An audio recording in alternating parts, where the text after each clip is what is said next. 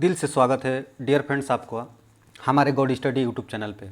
Dear friends, IRT के चुनिंदा question हम लोग प्रीवियस ईयर के जितने भी क्वेश्चन पूछे हैं एकदम वही क्वेश्चन को हमने इंक्लूड करा है, एक्स्ट्रा चीज़ें हमने नहीं लिया है और सॉल्व कर रहे हैं। ऑलरेडी पार्ट 6 अपलोडेड है और इस वीडियो के डिस्क्रिप्शन बॉक्स में उसका लिंक दे दिया जाएगा, आप देख लीजिएगा। 1 2 3 4 5 6 ये इसका 7वां सीरीज है। चलिए वीडियो को स्टार्ट करते हैं। क्वेश्चन को सॉल्व करिए, इसको बनाइए आप, वीडियो को रोक के और अंत तक देखिए और सॉल्व करिए, और ऑनलाइन ही वीडियो को देखिए। अंत में क्वेश्चन पूछा जाएगा, आप उसका रिप्लाई ज़रूर करिएगा ईमानदारी के साथ। तो डियर फ्रेंड्स, मैं आशा करता हूं कि आप ईमानदार हैं और ईमानदारी पूर्वक अपना काम करेंगे। दो संख्याओं का अनुपात 3/5 है। दो संख्याओं का अनुपात जो दिया है, रेशियो दिया है 3:5 है, तो और कह रहा है कि दोनों में से 9 को घटा दिया जाए तो यह अनुपात जो होता है 12/23 हो जाता है। 12/30 23 हो जाता है। तो संख्या बताइए कि क्या होगा। वीडियो को रोक के और सॉल्व करिएगा आप। देखिए, आशा करता हूं कि आपने कोशिश किया था और उसके बाद आप देख रहे हो। दो संख्याओं का अनुपात दे दिया है, तो मान लीजिए कि दो संख्याओं का अनुपात दिया है तो 3 मान लीजिए कि दो संख्या है तो इसका अनुपात होगा 3x/5x। इसको मैं लिख सकता हूँ 3/5। कोई दिक्कत वाली बात नहीं है, ठीक है, तो कोई दिक्कत नहीं है। तो मैं इसको लिख सकता हूँ 3x/5x। अब कह रहा है कि दोनों संख्याओं में से 9 को घटा दीजिए, तो इसमें से मैंने 9 को घटा दिया, 9 घटा दिया, इसमें से भी -9 कर दिया। तो घटाने पर कह रहा है कि अनुपात जो है 12/23 हो जा रहा है। तो बराबर कर दीजिए, बस सॉल्व कर लीजिए। अब आपके मन में क्वेश्चन उठेगा कि सर यहाँ पे भी अनुपात दिया था तो आपने 3x/5x किया था, तो यहाँ पे भी अनुपात दिया है तो यहाँ पे भी अब 12x/23x आपको करना चाहिए था। मैंने कहा यस, करना चाहिए था, चलिए कर लेते हैं, कोई दिक्कत नहीं है। तो अगले ही जैसे ही आगे बढ़ेंगे तो मेरा फिर 12/23 आ जाएगा, 12/23 आ जाएगा। तो इसलिए हमने इसको लेना उचित नहीं समझा। बेसिक तरीका यही है, लेकिन फाइनली हमारा रिजल्ट यही आता है।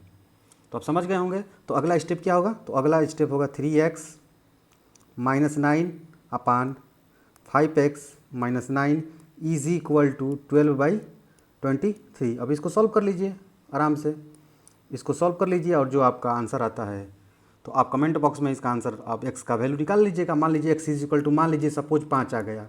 अब क्या आ रहा है हमको नहीं पता है और नहीं हम सॉल्व करेंगे, आप बताइएगा ईमानदारी से। आप कमेंट बॉक्स में पहले का आंसर आप बताइएगा इसका। मान लीजिए x इज इक्वल टू 5 आ गया तो मेरा संख्या कितना हो जाएगा? पहला संख्या 3 की रेशियो था और दूसरा संख्या 5 रेशियो में था, तो बराबर 3 और मैं 5 से मल्टीप्लाई कर दूंगा तो 15 आ जाएगा, और 5 से मल्टीप्लाई करूंगा तो 5 5 25 25 आ जाएगा। तो इस तरह से मेरा संख्या 15 और 25 हो जाएगा। कब? जब x का मान 5 आएगा।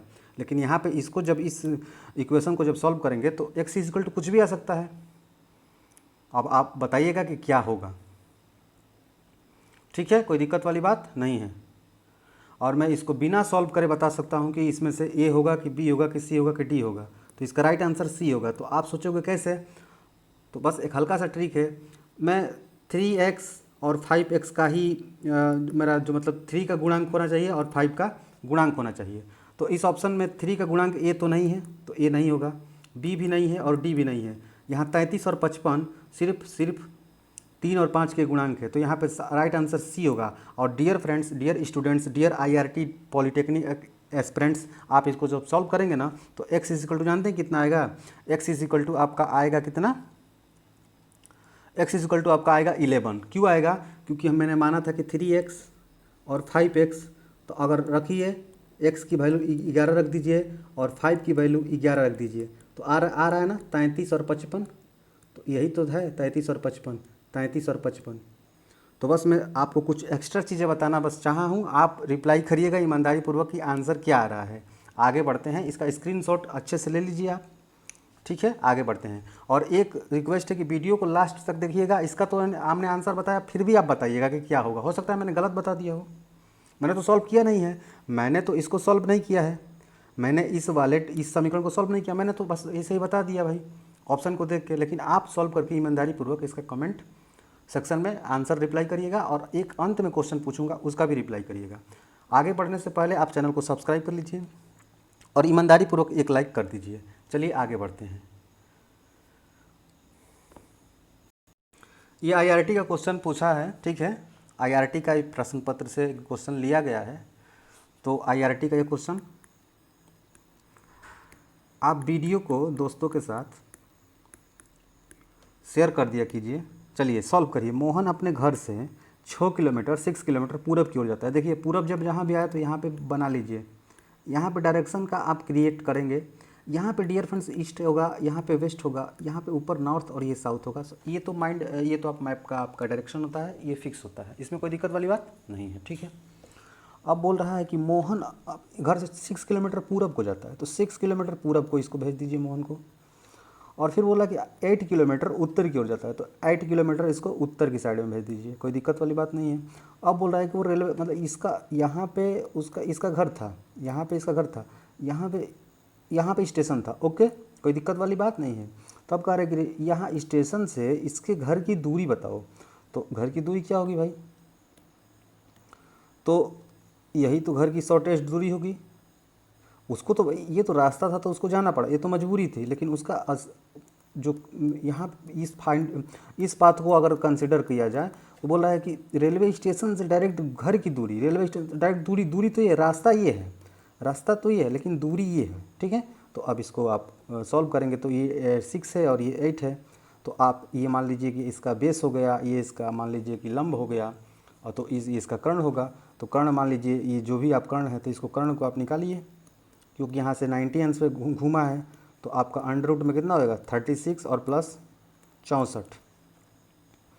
कोई दिक्कत वाली बात नहीं है। ओके, 100 होगा अंडर रूट में, तो इज इक्वल टू 10 होगा। सॉरी इशू आ रहा है, कोई दिक्कत नहीं है। तो यहाँ पे देखो भाई, यहाँ पे ये 6 किलोमीटर गया, फिर 8 किलोमीटर गया। ठीक है। तो ये इसका ये वाला पाथ होगा मेरा टोटल। तो अंडर रूट 64 और plus 36 is equal 100 under root में इज इक्वल 10 आएगा। 10 किलोमीटर होगा। राइट आंसर एक हो जाएगा। समझ में नहीं आया होगा तो आप पूछ लीजिएगा। आगे बढ़ते हैं, आप सॉल्व करो इसको। IRT का पूछा हुआ क्वेश्चन है, इसका मान बताइए। आप सॉल्व करेंगे इसको, मैं छोड़ दूँ आपके लिए? सिंपल सा क्वेश्चन है, कुछ नहीं है। देखिए कुछ नहीं, सॉल्व करते हैं। देखिए मान लीजिए 3 × 3 दिया है, -2 × 2 दिया है, अब बटे में 3 - 2 दिया है। तो मैं इसको गुणा नहीं करने जाऊंगा, मैं लिखूंगा कि यहाँ पे 3 का स्क्वायर लिख दूंगा, -2 का स्क्वायर लिख दूंगा, अब बाई 3 - 2 कर दूंगा। अगले ही ये टर्म मेरे को फार्मूला का फॉर्म में a² - b² आया, और a² - b² is equal to कितना होता है? Bracket a + b in bracket a - b। तो वैसे ही 3 + 2 और इन 3 - 2 कर दूंगा, अपान 3 - 2 होगा, और 3 - 2 होगा तो ये 3 - 2 3 - 2 से कैंसिल हो जाएगा। तो यहाँ पर राइट आंसर मेरा 5 आएगा, मेरा 5 आंसर होगा। और वैसे भी सॉल्व करेंगे तो 3 9 हो जाएगा, और 2 2 4 हो जाएगा, और डिवाइडेड बाई 3 - 2 1 हो जाएगा। सॉरी देखिए 9 - 4 और अपन 1 हो जाएगा, तो 5/1 हो जाएगा। तो वैसे भी मेरा 5 आंसर आ रहा था, और ऐसे भी 5 आंसर आया, तो कोई दिक्कत वाली बात नहीं है। परंतु यहाँ पे तो मेरा मान लीजिए नंबर जो दिया है, डाटा दिया है, वो पूर्ण अंक है। यहाँ पे मेरा डेसिमल में, दशमलव में दिया, तो मैं मार झगड़ा तो करने नहीं जाऊँगा इससे। मतलब इसको मल्टीप्लाई करके मैं रिस्क क्यों लूँगा, टाइम क्यों वेस्ट करूँगा? एग्जाम में बैठा हूँ तो मैं इसको क्या करूँगा कि मेरे दिमाग में एक प्रॉब्लम ये आया, मेरे दिमाग में एक सॉल्यूशन ये आया। मान लीजिए कि ये वाला टर्म ए है, ये भी टर्म ए है, और ये वाला टर्म बी और बी है, तो मैं इसको मान सकता हूँ, कोई दिक्कत वाली बात तो होगी नहीं।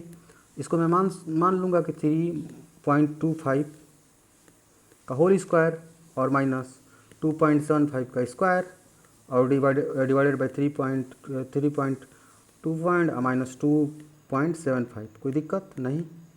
इसको सॉल्व करेंगे तो 3.25 प्लस 2.75,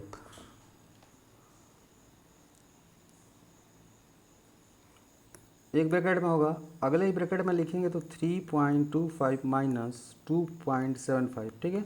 और डिवाइडेड करेंगे तो बस 3.25 माइनस 2.75, तो ये ऐसे कैंसिल हो जाएगा।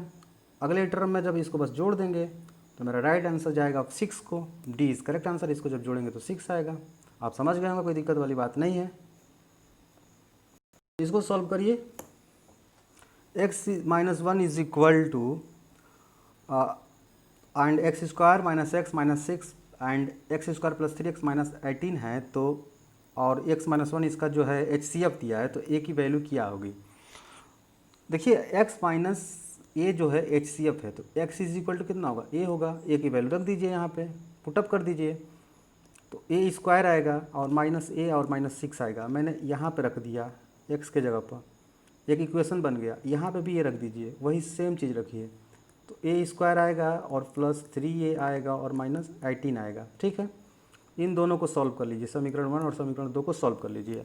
आपका जो वैल्यू आएगा वही a की वैल्यू होगी। क्यों, और a क्यों रखा हमने, क्योंकि x और a में कोई अंतर नहीं है, क्योंकि x minus A is equal 0 है, तो x इज इक्वल टू ए होगा। तो या तो मैं x रखूँ या तो a रखूँ, बात बराबर है। तो x की जो वैल्यू आएगी वही a की वैल्यू होगी और a की जो वैल्यू होगी वही x की वैल्यू होगी। क्यों, क्योंकि x माइनस ए जो आपका HCF है, मासपा है किसका, समीकरण का। किस समीकरण का, x square minus X minus 6 और x square plus 3x minus 18 का। तो कोई दिक्कत वाली बात नहीं है। तो इसको सॉल्व करिएगा और कमेंट बॉक्स में इसका रिप्लाई करिएगा कि कितना आ रहा है, ए की वैल्यू कितनी आ रही है, वाट। आपके ऊपर छोड़ रहा हूँ। आगे बढ़ते हैं, क्वेश्चन देखते हैं। गाइज इसको भी आप ही सॉल्व करोगे।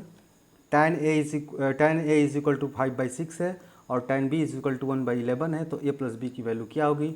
अगला लेक्चर, अगला वीडियो जब आएगा तो यहीं से हम लोग कंटिन्यू करेंगे। और आपका पूरा कर्तव्य बनता है कि आप ईमानदारी दिखाओ और कमेंट बॉक्स में बताइएगा कि एग्ज़ाम कब तक होने वाला है आपका। और अभी तक आपने प्रीवियस वीडियो नहीं देखा है तो पार्ट 1, 2, 3, 4, 5, 6 ऐसे करके मैं टेक्निकल टीम को बोल के सारा का सारा लिंक डलवा दूंगा। आप डिस्क्रिप्शन बॉक्स में जाइएगा और वहाँ पे क्लिक करिएगा तो वन वाला प्ले आ जाएगा। 2 पे क्लिक करेंगे, ग्रीन जो आपका ब्लू लिंक है, ब्लू टेक्स्ट पे आप जब क्लिक करोगे तो दूसरा चलने लगेगा, तीसरा पे करोगे तो तीसरा, ऐसे करके जितने भी मैंने 6-7 वीडियो अपलोडेड हैं तो उसको आप देखिएगा और वहाँ से क्वेश्चन को सॉल्व करिएगा और इसका राइट आंसर आप बताइएगा। तो अगले वीडियो में मिलेंगे और वीडियो को दोस्तों के साथ शेयर करिए। थोड़ा तबीयत ठीक नहीं है, इसलिए आवाज़ अगर कुछ प्रॉब्लम इशू हुआ होगा तो उसके लिए sorry. Thank you so much. जय हिंद, जय भारत, अपना ख्याल रखिएगा।